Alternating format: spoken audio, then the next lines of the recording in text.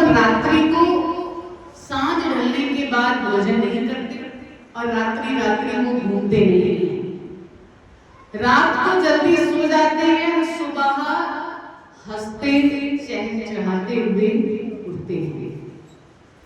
कहते हो ना आप अपने परिवार वालों से कि उठ जाओ, पक्षी भी अपना घोंसला छोड़ करके दाना चुगने उड़ करके जा रहे हैं, आकाश मंडल पर कलोल करते हुए जाते हैं। वो क्यों करते हैं कलोल, हंसते क्यों हैं? मानवता पर कि जीव एक इंसान की योनि पाकर के 10-10 बजे तक सोया रहता है, रात्रि को 11-12 बजे तक जागता रहता है और सुबह जल्दी नहीं उठता।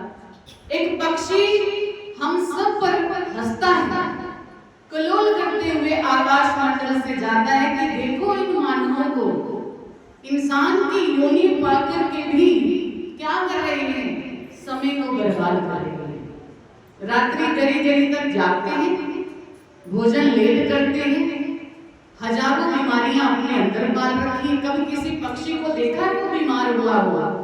अगर होता है तो वो भोजन छोड़ देता है, भोजन छोड़ते ही उसको क्या होती है, निरोगता मिल जाती है, वो रोग से मुक्त हो जाता है।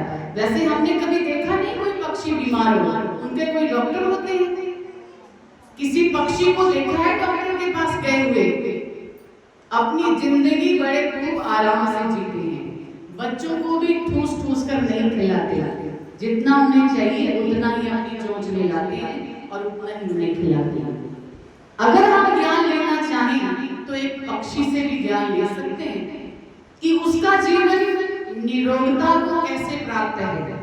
उसको कोई शुगर की बीमारी है, उसको कोई बीपी हाई होता है, उसको कोई और रोग है?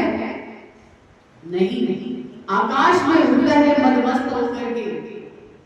क्या उसके पास इसका राज है?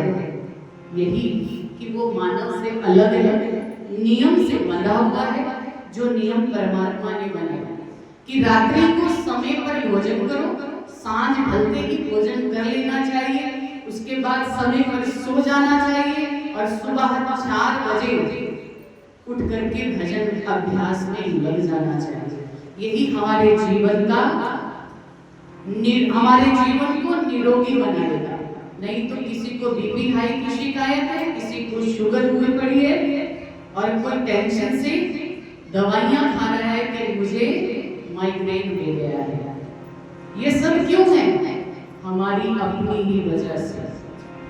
हम अगर अपने आप को निरोगी रखना चाहते हैं तो हमें कुछ नियम अपनाने होंगे।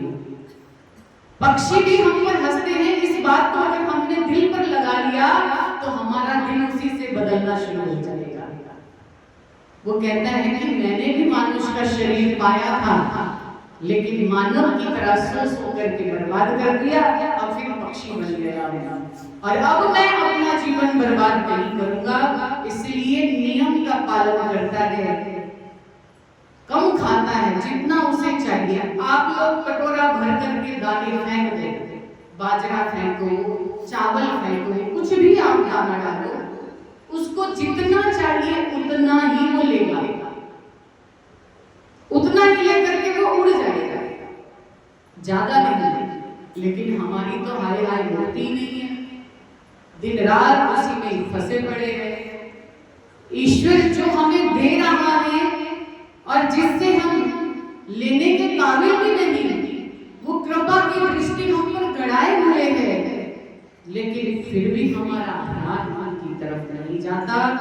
हमारा ध्यान बस दिन रात एक ही रिपोर्ट लगी है कि मेरे बैंक में इतना पैसा तो होना चाहिए, पल की खबर नहीं। कई बार कहीं जाना होता है, देख करके बड़ा दुख लगता है कि एक जीव सारा जीवन कमाते कमाते संभालते जब खाने का समय आया, जब भोगने का समय आया तो इस संसार से चला जाता है। जब अपने जीते जी एक भी व्यक्ति को अपनी किसी चीज को छूने नहीं देता, बाद में सारी दुनिया आकर के उसे उठा करके ले जाती है। क्या कुछ काम आया, कुछ भी काम तो नहीं आया। ना तो वो साथ गया और ना ही हम भोग पाए। वो व्यक्ति ना ही भोग पाया, सब कुछ यहीं का यहीं रह गया। और वो व्यक्ति घर से चला गया और जाने के बाद खुले दरबार भरे हैं, कोई आए कोई जाए, जो मर्जी कोई करे, फिर कोई रोक टोक नहीं। इंसान को इसी बात पर समझ लेना चाहिए कि ये घटना किसी एक की नहीं, हम सब की है। जिस दिन हमने इस संसार से जाना है कोई पता नहीं, कब चले जाना है। हमने तैयारियां की होती हैं।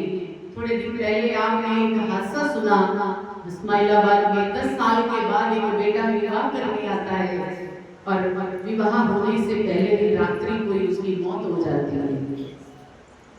कितनी मेहनत से वो बाहर गया, विदेश में पक्का हुआ, कितने उसने हेर फेर झेले होंगे, कितने दुख उठाए, कितने कष्ट उठाए, लेकिन फिर भी उसे वो खुशी नहीं मिली जो वो पाना चाहता था। सुबह विवाह का, रात्रि कोई दुनिया से चला गया। ये परमात्मा की बनाई हुई सृष्टि में हम सब एक जैसा ही विचरण कर रहे हैं। कब किसका समय आ जाए किसी को कुछ नहीं पता।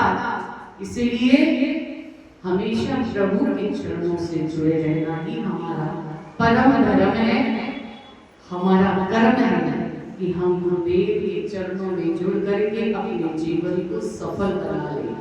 हमारा जीवन उनसे ही शुरू है और उन पर ही आकर के समाप्त हो जाता है। ऐसा भाव हम चाहते हैं कि आप सबके हृदय में होना चाहिए। और गुरुदेव के दिए हुए मंत्र का जाप इतना कर लो कि वो बैंक जिसमें आपका पैसा पड़ा रहेगा, आपके साथ फूटी कौड़ी भी नहीं जाएगी। यही भरा हुआ बैंक आपके साथ जैसा जितना कमाया, हरि नाम का बैंक वो आपके साथ पूरा का पूरा आपके साथ जाएगा। इसलिए भजन पर ध्यान दीजिए, सिमरन पर ध्यान दीजिए। जितना भजन सिमरन हम करेंगे वही हमारा है, बाकी सब यही का है, यही रह जाएगा।